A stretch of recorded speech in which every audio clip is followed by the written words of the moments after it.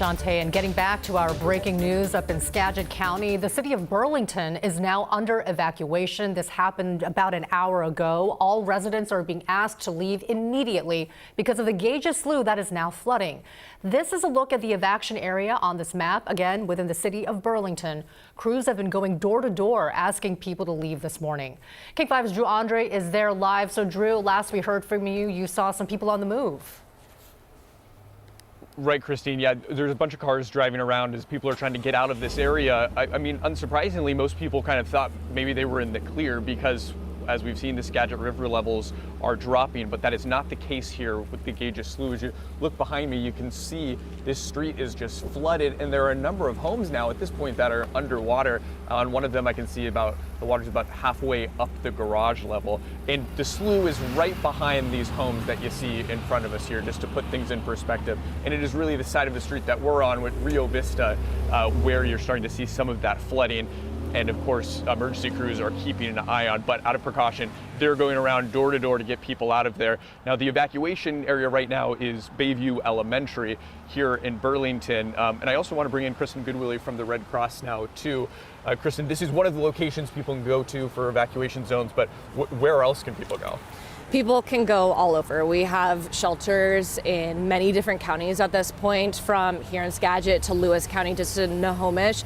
So the best way to look for a shelter in your area is to go to redcross.org and get this map, and you can look at every shelter. But at this point with Bayview Elementary, we are asking people to go there. That is the evacuation site, and we can have a shelter. It's a place to regroup, to get food, and to charge their cell phones and reunite with family. Yes, and just this morning you've been checking in with some of the shelters. I mean, how many people right now are utilizing that?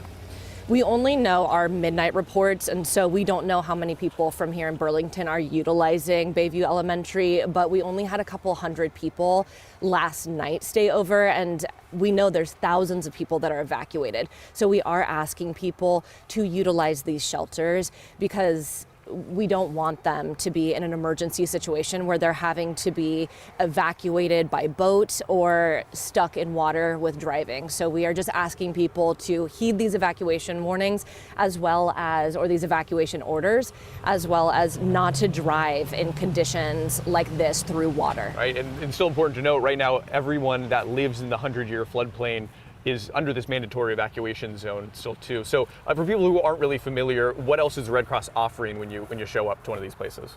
We offer a vast amount of services, from medication. If you don't have your medication, we can help you do that. If you don't have a cell phone, we can reunite you with family. We have mental health services, emotional services, as well as varying degrees of helping people with their dietary needs and medical conditions. We are seeing families from young infants who need formula to senior complexes being evacuated. So we have a vast array of resources that we are utilizing, as well as financial assistance. All right, very important information. Thank you, Kristen. Yeah. We appreciate it. And we are going to keep you updated here from Burlington throughout the morning here on Kong and streaming on King 5 as well. We'll send it back to you. Okay, Drew, thank you very much. And our appreciation to Kristen Goodwillie, our former colleague over at the Red Cross, with all of that great information.